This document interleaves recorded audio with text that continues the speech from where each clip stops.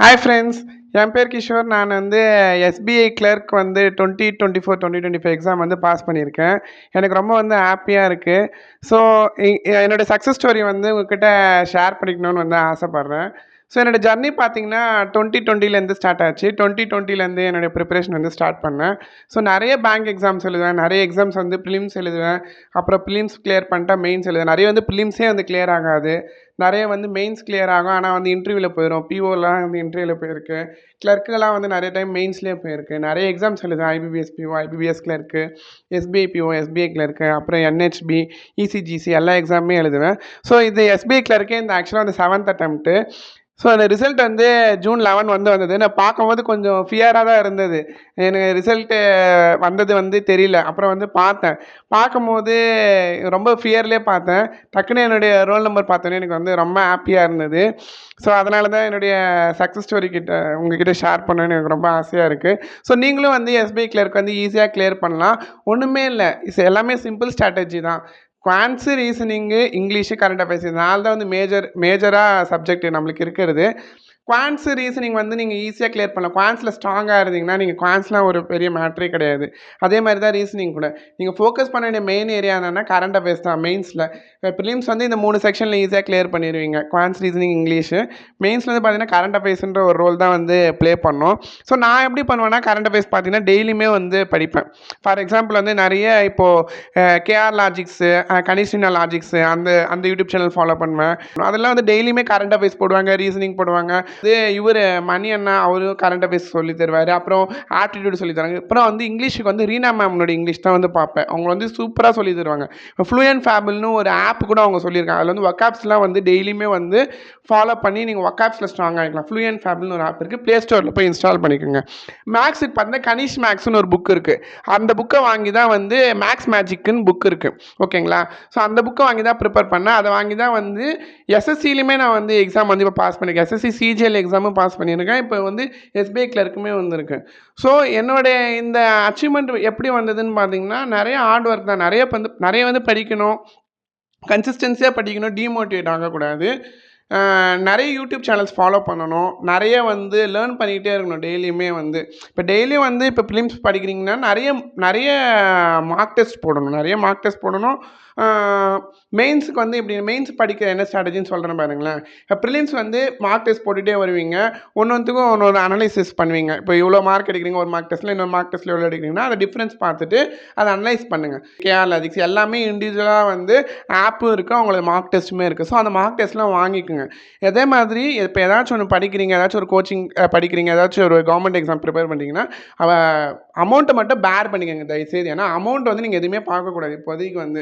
ஏன்னா இப்போ நீங்கள் எப்படியும் ஜாபுக்கு போயிட்டீங்கன்னா வந்து அந்த அமௌண்ட் வந்து நீங்கள் ஏர்ன் பண்ண தான் போகிறீங்க. அப்படின்றப்போ அந்த அமௌண்ட்டை வந்து நீங்கள் பேர் பண்ணி தான் ஆகணும். ஒன்றுக்கு ஒரு ப்ரைஸ் இருக்கும். இப்போ அதே மாதிரி எக்ஸாம் ஃபீஸ் இருக்கும். எக்ஸாம் ஃபீஸ் வந்து பார்த்தீங்கன்னா நீங்கள் ஜென்ரல் ஓபிசியாக இருந்தீங்கன்னா உங்களுக்கு 750 800 கிட்ட வந்துடும்.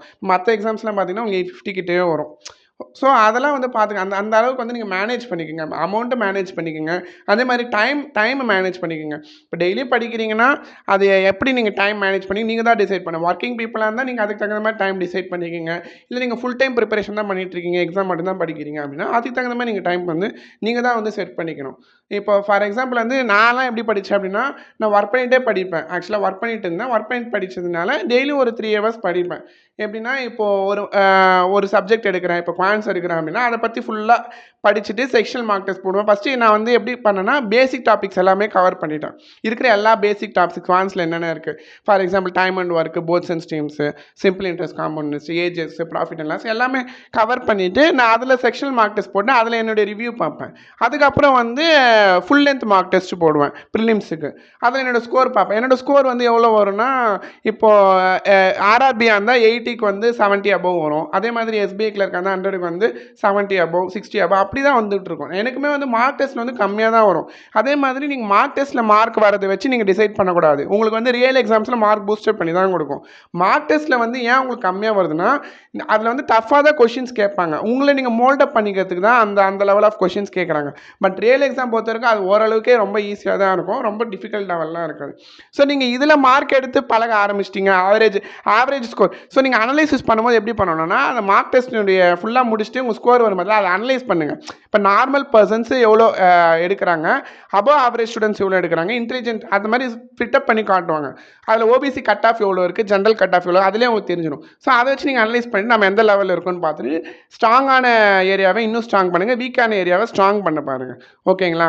அதே மாதிரி நான் ரீசனிங் வந்து பேசிக்காகவே நான் ஸ்ட்ராங்காக தான் இருப்பேன். அதனால் ரீசனிங் வந்து நான் அந்தளவுக்கு ப்ராக்டிஸ் பண்ணலை, எல்லாமே வந்து ஈஸியாக வந்துடும். சீட்டிங் அரேஞ்ச்மெண்ட் ஆகட்டும், பசில் ஆகட்டும், லெட்டர் சீரீஸு, ஆல்ஃபபெட் சீரீஸ் எல்லாமே வந்து எனக்கு ஈஸியாக வந்துடும். ரீசனிங் வந்து நான் நல்லாவே பண்ணிடுவேன். இங்கிலீஷ் வந்து நான் பேசிக்காகவே ஸ்ட்ராங் தான். இங்கிலீஷும் அந்த அளவுக்கு நான் ப்ரிப்பேர் பண்ணல. இங்கிலீஷ் வந்து எனக்கு ஜென்ரலாகவே வந்துடும். ரீடிங் காம்ப்ரிஹென்ஷன் ஆகட்டும், ஃபில்லர்ஸு, எரர்ஸு எல்லாமே நான் போட்டுறேன், டென்சஸ்ஸு. அதுக்கு ஆனால் நான் கொஞ்சம் ஓரளவுக்கு ப்ரிப்பேர் பண்ணேன். ஏன்னா எப்படி இங்கிலீஷ் ப்ரிப்பேர் பண்ணேன், இங்கிலீஷுக்கு வந்து ரீனா மேமோட வீடியோஸ் தான் பார்த்தேன். அவங்களது பார்த்தாலே போதும். அந்த 120 கிராமர் ரூல்ஸ் பார்த்தேன். அதுக்கப்புறம் வந்து ப்ரிப்போசிஷன்ஸு, இடியம்ஸ், ஃப்ரேசஸ்ஸு அதெல்லாம் பார்த்தேன். இதெல்லாம் வச்சே நான் ஓரளவுக்கு இங்கிலீஷ் வந்து கோப்பப் பண்ணிக்கிட்டேன். அதே மாதிரி இப்போ நான் இன்னைக்கு கரண்ட் அஃபேர்ஸ் படிக்கிறேன்னா நாளைக்கு அதை திருப்பி வந்து ரீகால் பண்ணுவேன். நேற்று படித்த கரண்ட் அஃபேர்ஸ் நாளைக்கு ரீகால் பண்ணுவேன், நாளைக்கு படித்த கரண்ட் அஃபேர்ஸ் அதே மாதிரி 1 வீக் படித்த கரண்ட் அஃபேர்ஸ் திருப்பி 1 வீக் ஃபுல்லாக ரீகால் பண்ணுவேன். அந்த அளவுக்கு ப்ரிப்பேர் பண்ணி தான் நான் எக்ஸாம்ஸ் வந்து இந்த அளவுக்கு கிராக் பண்ண முடிஞ்சது. ஓகேங்களா? இது என்னோட 7th அட்டெம்ப்ட்டு. எல்லாருமே வந்து ஃபஸ்ட்டு அட்டெம்ப்ட்லேயே நான் கிளியர் பண்ணணும் அப்படின்லாம் நீங்கள் யாரும் யோசிக்காது. அந்த மாதிரி யாராலையும் பண்ண முடியாது. எக்ஸாம்ஸ் வந்து கொஞ்சம் டிஃபிகல்ட்டாக தான் இருக்கும். நீங்கள் வந்து அட்டெம்ப்ட் கொடுக்க தான் உங்களை நீங்கள் மோல்ட் பண்ணுவீங்க. எக்ஸாம்ஸ் அட்டன் பண்ண தான் உங்களுக்கு வந்து தெரியும் எந்த மாதிரி கொஷின்ஸ் கேட்குறாங்க, எப்படி அட்டன் பண்ணணும், எப்படி அட்டன் பண்ணால் மார்க் எடுக்க முடியும்னு சொல்லிட்டு. அதே மாதிரி ப்ரிலிம்ஸை பொறுத்த வரைக்கும் அக்யூரசி அண்ட் ஸ்பீட் தான் ரொம்ப ரொம்ப இம்பார்ட்டன்ட். ஸ்பீடாக போடணும், அக்யூரஸியாக போடணும். அப்போ தான் வந்து நீங்கள் ப்ரிலிம்ஸ் வந்து ஈஸியாக கிளியர் பண்ணிட்டு மார்க் ஸ்கோர் பண்ண முடியும். ஏன்னா வித்தின் 1 ஹவரில் வந்து நீங்கள் எவ்வளோ ஸ்பீடாக வந்து அந்த மேக்ஸை சால்வ் பண்ணுறீங்க, ரீசனிங் சால்வ் பண்ணுறீங்கன்னு தான் பார்ப்பாங்க. ஆனால் மெயின்ஸை பொறுத்த வந்து கான்செப்ட் தான். கான்செப்ட் அண்ட் அக்யூரசி தான்.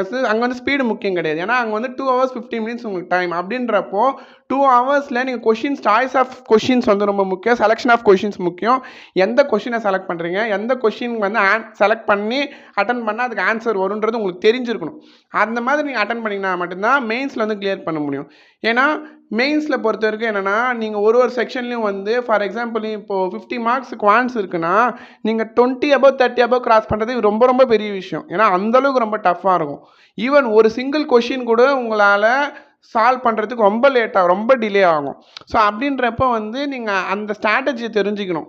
எந்த சாய்ஸ் ஆஃப் கொஷின்ஸ் தான் ரொம்ப ரொம்ப முக்கியம். செலக்ட் பண்ணி தான் நீங்கள் ஆன்சர் பண்ணணும்.